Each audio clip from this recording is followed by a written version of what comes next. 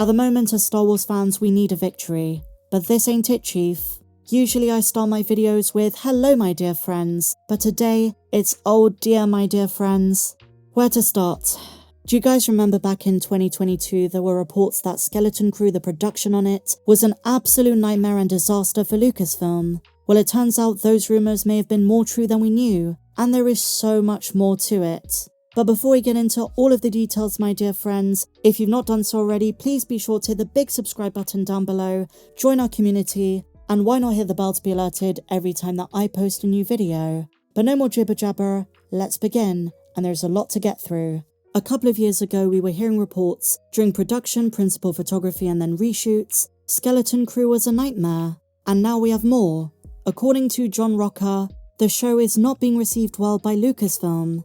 And you might be saying, well Meg, that might be a good thing. If they approve projects like The Acolytes, maybe them being hesitant about Skeleton Crew is a good thing, and maybe it means it's good. I'm afraid, my dear friends, we're not talking about that kind of reception. I don't think they're talking about the plot, but instead, the way it all just came together. The final product is not what Lucasfilm anticipated. This could be the way it looks. There were some conversations about time-sensitive reshoots, some speculation about child acting, the structure of the episodes, and as Making Star Wars described it, the vibe of the show being campy. But you never know, some of the best projects have had very clunky productions, so I wouldn't write this one off. It's just not good optics. These are things we've heard, and even a couple of sources and good friends I know who know people who worked on the show say the environment on set was nothing short of a major fiasco. By most accounts, this doesn't sound good, and Bespin Bulletins say keep your expectations in check. This was already marketed to be a show centered around children, for children and families, and it's much less serious. But even for the Goonies-style story this is meant to be, the quality might be feeble, even for Disney+. And one question I keep seeing on social media, does this mean they're going to cancel the show? At the moment, unless you're at Star Wars Celebration, the show doesn't exist. Most casual fans don't even know this show is coming, so if they do decide to cancel it, it's not like it'd be missed. Having said this, the budget was $136 million. I don't personally necessarily think they're gonna scrap it, but it could be pushed back, possibly to 2025, we don't know. But the latest is that it isn't being well received, and maybe, especially in light of the backlash The Acolyte received, they might not know what to do with it. Do they push it back? Do they release it this year? Until Lucasfilm responds, it's impossible to say for sure, but this is very bad news, especially at a time where fans are feeling more apathetic than ever before in regards to upcoming Star Wars content. I want to share with you some comments made in our community, but first, a little bit more on this subject. The situation with Skeleton Crew is pretty devastating. Actors who worked on it like Jude Law, directors like Lee Isaac Chung, have said they can't wait for it to release. But when pressed, they have no idea themselves why it's been pushed back. The thing has been done for nearly 2 years. But here's what's important. The story of Skeleton Crew is vital for what Jon Favreau is doing in the Mandalorian and Grogu movie. Characters, plot points in Skeleton Crew are making their way into the next chapter of the Mandalorian story, which is very important, considering it's the first New Republic era film on the big screen. So, when is it going to release? I honestly have no idea, my dear friends.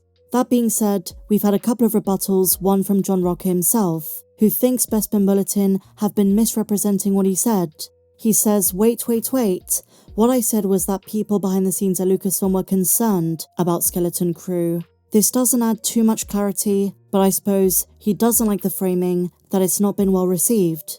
Are we just splitting hairs? If Lucasfilm was happy with it, it would have released by now, and they wouldn't be, quote, as he puts it, concerned. But we have some good Mandoverse news, and again this comes from Bespin Bulletin via MakingStarWars.net, and they confirm the Mandalorian and Grogu, thanks to some new set photos, is returning to the classic location of Navarro, where Din Djarin and now Din Grogu have a new house. But it's going to be very sad. There's going to be no Carl Weathers. They better give him a really fitting tribute. Really excited for this movie, but also I know it's going to make me well up, especially if they give us a statue to Grief Karga. I'm sure it's a bittersweet environment on set.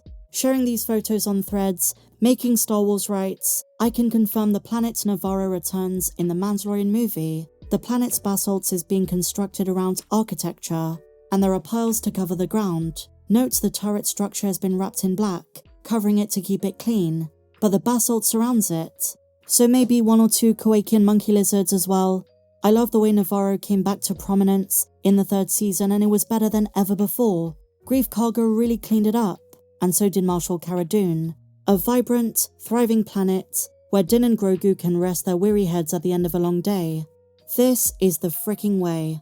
But in terms of Star Wars content in 2024, after The Acolyte, if we don't get Skeleton Crew, I guess we have a Lego special. Those can be quirky, but really we have to wait until 2025 for the good stuff, especially Andor Season 2. And that brings me on to our next topic. I asked you guys, now that we've had 6 live-action Star Wars shows, how are you feeling about the state of the franchise and the future of Star Wars content? The poll didn't surprise me. There were a handful who said very positive, some who said somewhat optimistic, but the vast majority, 50-50. I feel like for every win Filoni and Favreau get, others bring them 2 steps back. Follow the law, be faithful to established characters, and focus on telling good stories. This franchise should be a simple money-making machine. This is right.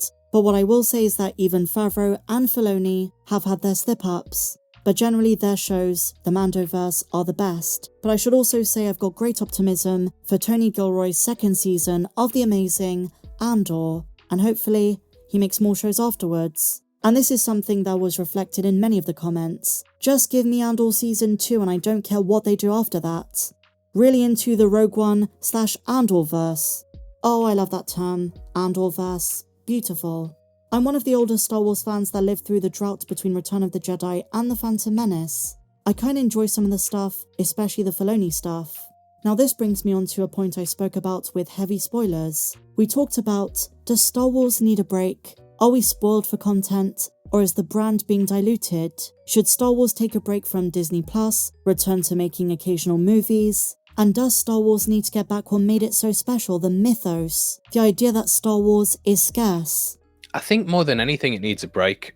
I think we need to feel like it's not coming back and that's it over. I think when, the original trilogy released, like I was born in 1988. I grew up with it, obviously, I knew it because it had been released before I was born. So kind of just growing up as a kid, Star Wars was kind of everywhere. And I was sort of in the 80s going into the 90s. And then the special editions released.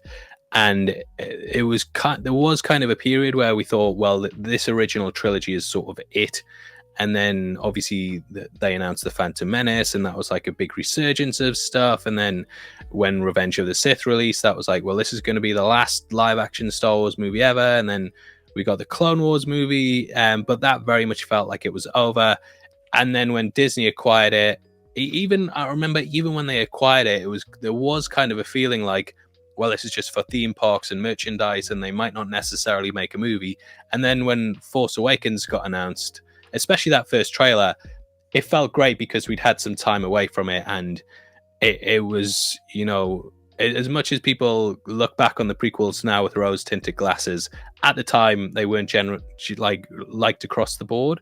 There was a lot of people that George Lucas R-worded my childhood as a catchphrase for a reason, because that was very much how a lot of fans felt at the time. And then seeing it under New Blood, they were bringing Han Solo back, Luke was going to be in it, Leia, Chewbacca, Force Awakens. It felt like a good time of like, oh yeah, we're back.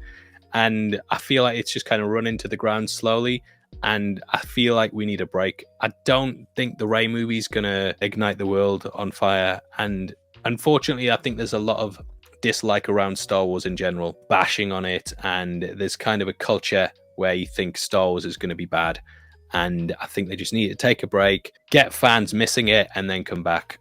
I don't think they're going to do that, but that's what I would suggest. This person said, with the exception of Andor and Mando 1 and 2, the shows are empty-calorie nothing burgers at best, and law-breaking, purposely disrespectful at worst. Most of the shows had elements of a good Star Wars show, but couldn't execute. Wasted potential on huge names like Kenobi and Ahsoka. The little screen Disney Plus experiment has failed. Please sell Star Wars. Keep up the great work. Thank you, my friend. Well, here's the thing. Kenobi, especially near the end, had its moments. The first episode also wasn't bad, but yes, so much wasted potential, and I thought some of the characters were just very forgettable, and what Kathleen Kennedy promised was going to be the rematch of the century, I feel like we were let down.